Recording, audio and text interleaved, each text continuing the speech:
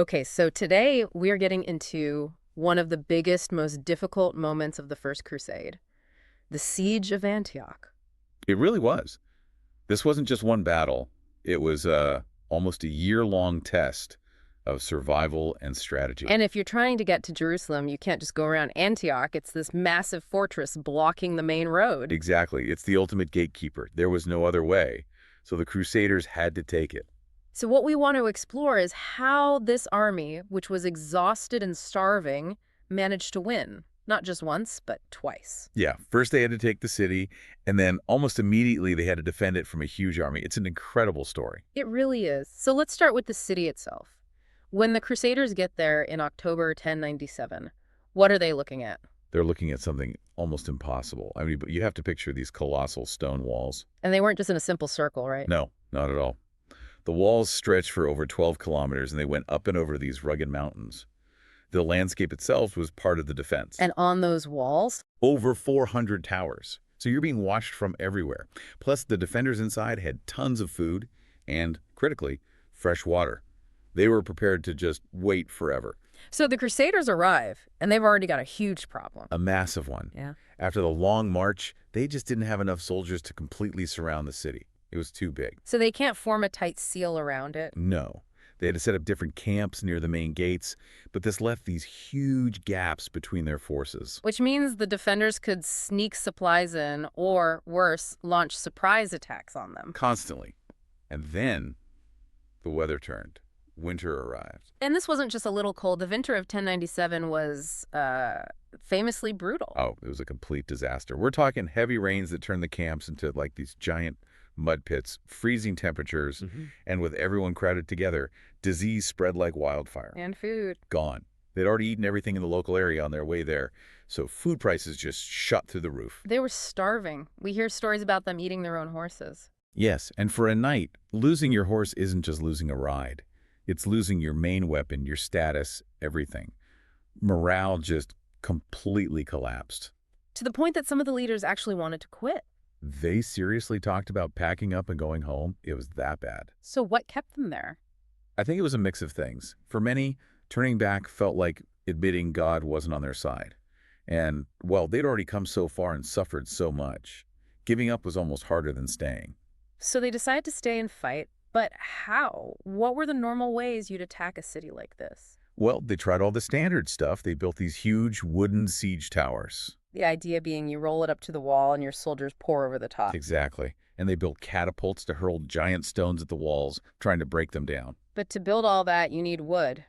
Lots of it. And that was a huge problem. The nearest forests were miles away, through dangerous territory. So just getting the materials was a life or death mission every single day. Did they try digging under the walls, to make a tower collapse? They did, but the defenders were watching for that. As soon as they heard digging, they'd pour boiling oil or drop massive rocks down on the attackers. It was slow, deadly work, and it just wasn't making a dent. So with brute force failing, the story shifts to one person in particular. It does. A leader named Beaumont of Toronto. He was, let's say, a very practical and ambitious man. He wasn't just thinking about religion. He was thinking about power. Absolutely. He had a ton of experience fighting in Italy, and he knew that a fortress this strong was more likely to fall from the inside. He was looking for a human weakness, not a stone one. And he had a personal goal here, right? He wanted Antioch for himself. He did. He wanted to rule it. Yeah. And that ambition pushed him to find another way in. Which led into a man named Firuz. Yes, Firuz. He was an Armenian soldier in charge of a few towers on the wall, and crucially, he was angry with his bosses. It wasn't about money? It was personal. He felt he'd been insulted, that they'd taken his land. Beaumont found that little crack of resentment and just pried it wide open. So I make a secret deal. They do. Firuz agrees to let a small group of crusaders climb up his tower in the middle of the night. The night of June 2nd, 1098. You can just imagine the tension. Oh, it must have been unbearable. A small group of knights creeps up to the wall with a single rope ladder. If a single guard on another tower sees them, the whole thing is over. But Firuz keeps his promise. He lowers the ladder. And they start to climb. So slowly. So quietly. The first few men get to the top and have to, deal with the nearby guards without making a sound. And they pull it off. They do. That small group rushes to the nearest main gate and throws it open for the rest of the army. And thousands of starving, angry soldiers pour into the sleeping city. It was chaos. Just absolute brutality. After everything they'd been through in that winter, they unleashed all that fury on the city. By morning, Antioch was theirs. But they'd barely had a moment to celebrate when they realized they had a new massive A problem. huge one, the citadel. What was the citadel? It's like a fortress inside the fortress. It was on a high hill overlooking the entire city, and the original defenders were still holding it. So the Crusaders couldn't really relax. They were still being watched. And then, as if that wasn't bad enough, something even worse appears on the horizon. Just 3 days later, a man named Kerboga, a powerful ruler from Mosul, arrives with an enormous relief army. An army that was sent to destroy the Crusaders. That was its only job. And suddenly, the Crusaders go from being the attackers to being the ones trapped. The hunters became the hunted. Overnight, Kerboga surrounds Antioch, cuts off all their supplies, and the conditions inside the captured city became even worse than they were in the camps during the winter. They were starving again, exhausted, and now trapped inside the city, they just fought so hard to win. Morale just vanished. It seemed like the end. Many thought they'd just captured their own tomb. So when all material hope is lost, something else happens. This is where the story of the Holy Lance comes in. Yes. A poor monk, Peter Bartholomew, comes forward and says he's had a divine vision. A vision of what? He says an angel showed him where the Holy Lance, the spear that supposedly pierced Christ on the cross, was buried. Right there in Antioch, under a cathedral floor. And they start digging. They do. And after a lot of digging, they pull out a piece of rusted iron. Now, whether you believe it was the real lance or not, that's not really the point, is it? Not at all. The point is what it did to the soldiers.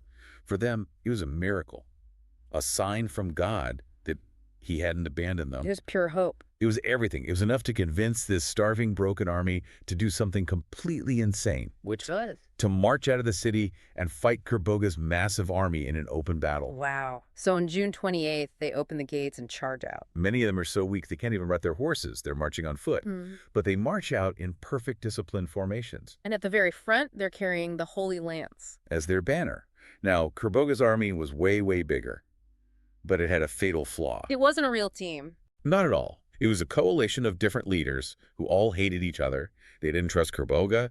They argued over strategy. They had no unity. So when this small, desperate Crusader army charges at them with this religious fire. The shock is huge. Kerboga's commanders hesitate. The other leaders have no interest in dying for him. And that hesitation turns into panic. And the giant army just breaks. It shatters. They turn and run. It was a stunning victory, won almost entirely by psychology. And the Crusaders didn't just win the battle, they won the jackpot. They did. They captured Kerboga's camp, which was full of everything they needed. Food, water, weapons, gold. In one moment, they went from starving to well-supplied. Okay, so the military threat is gone, the city is secure, the nightmare is over. The military nightmare, yes. But the political nightmare was just beginning. The leaders immediately start fighting over who gets to rule Antioch. Oh yeah. Bohemond steps up and says, "It's mine. My secret deal with Firuz is what got us in." But other leaders, like Raymond of Toulouse, disagreed. Strongly. He argued that they had all sworn an oath to the Byzantine emperor to return any lands that used to belong to him. And Antioch was one of them. So it's a fight between personal ambition and a promise they all made. And this argument goes on for months. The whole crusade just grinds to a halt while the leaders fight. What did the regular soldiers think about this? They were furious. They thought the whole point was to get to Jerusalem, and now the leaders were just squabbling over treasure. It got so bad that some of them threatened to tear down the walls of Antioch just to force everyone to leave. Wow. That's how close the whole thing came to falling apart from the inside. It was right on the edge. In the end, Bohemond got his way. He stayed behind to become the new ruler of Antioch. And the rest of the army, fed up with waiting, finally continued south toward Jerusalem. Finally. But capturing Antioch was absolutely vital. It proved that these European armies could take and hold a major fortified city. It really showed that their success wasn't just about siege engines or numbers. It was about finding a weakness, a betrayal. And then weaponizing belief. Using the hope from the Holy Lance to shatter an enemy that was bigger but totally divided. So the whole siege is this perfect storm of desperation, a lucky break, and then this incredible surge of faith. It is, and it teaches a powerful lesson. Sometimes the biggest walls aren't the ones made of stone. They're the lack of unity and trust on the other side. See you next time.